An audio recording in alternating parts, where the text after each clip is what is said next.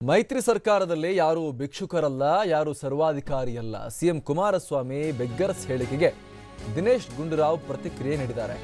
ನಿನ್ನೆ ಮತ್ತು ಇಂದು CM H D Kumaraswamy ಜೊತೆ ಮಾತನಾಡಿದ್ದೇನೆ. ಎಲ್ಲರೂ ಕುಳಿತು ಚರ್ಚೆ ಮಾಡಿ ಮುಂದಿನ ನಿರ್ಧಾರವನ್ನು ತೆಗೆದುಕೊಳ್ತೇವೆ. ಈಗಲೇ ಯಾವ ಕಂಡೀಷನ್ ಹಾಕಲ್ಲ ಅಂತ ದಿನೇಶ್ ಗುಂಡೂರಾವ್ ಹೇಳಿದ್ದಾರೆ. ಮಾರ್ಚ್ ಮೊದಲ ವಾರದಲ್ಲೇ ತೀರ್ಮಾನ ಆಗಬೇಕು. ಸಮಯ ಕಮ್ಮಿ ಇದೆ, ಹೀಗಾಗಿ ಮುಕ್ತ ಮನಸ್ಸಿನಿಂದ ಚರ್ಚೆ ಮಾಡ್ತೀವಿ.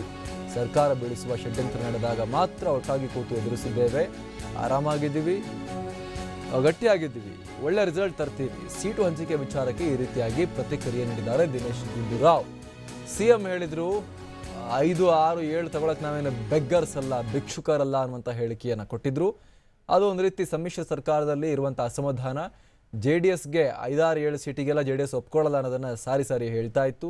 ಈಗ ಇದಕ್ಕೆ ಸಂಬಂಧಪಟ್ಟ ಹಾಗೆ ದಿನೇಶ್ ಗುಂಡೂರಾವ್ ಪ್ರತಿಕ್ರಿಯೆ ನೀಡಿದ್ದು, ಮಾತನಾಡಿದ್ದೇನೆ ಸಿಎಂ ಜೊತೆ, 2 ದಿನದಲ್ಲೆಲ್ಲ ಸರಿ ಮಾಡ್ಕೋತೀವಿ ಅನ್ನುವಂಥ ಮಾತನ್ನ ಹೇಳಿದ್ದಾರೆ.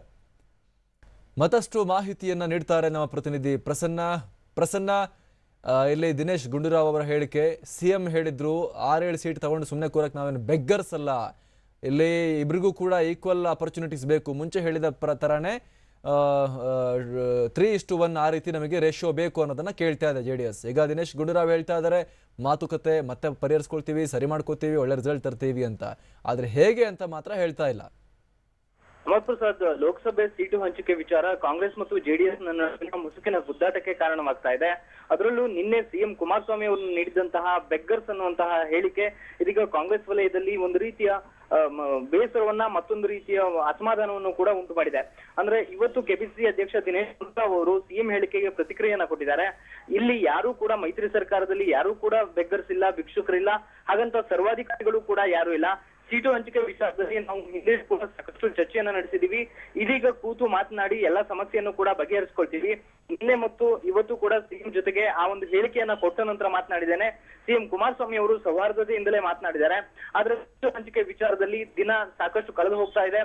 ಮಾರ್ಚ್ ಮೊದಲ ವಾರದಲ್ಲೇ ನಾವು ಸೀಟು ಹಂಚಿಕೆ ಪ್ರಕ್ರಿಯೆ ಬಗ್ಗೆ ಚರ್ಚೆಯನ್ನ ಹೀಗಾಗಿ ನಾನೇ ಖುದ್ದಾಗಿ ಹೋಗಿ ಮಾಜಿ ಪ್ರಧಾನಿ JDS ವರಿಷ್ಠ ದೇವೇಗೌಡರನ್ನ ಭೇಟಿಯಾಗಿ ಮಾತುಕತೆಯನ್ನ ನಡೆಸ್ತೀನಿ ಮತ್ತು ಈ ಬೇಕಾದಂತ ನಿರ್ಧಾರ ಎಲ್ಲವೂ ಕೂಡ ಯಾವುದೇ ರೀತಿಯ ಗೊಂದಲ ಇಲ್ಲ, ಎಲ್ಲವನ್ನೂ ಕೂಡ ನಾವು ಮಾತುಕತೆಯ ಮೂಲಕವೇ ಬಗೆಹರಿಸಿಕೊಳ್ತೀವಿ ಕೊಟ್ಟಿದ್ದಾರೆ.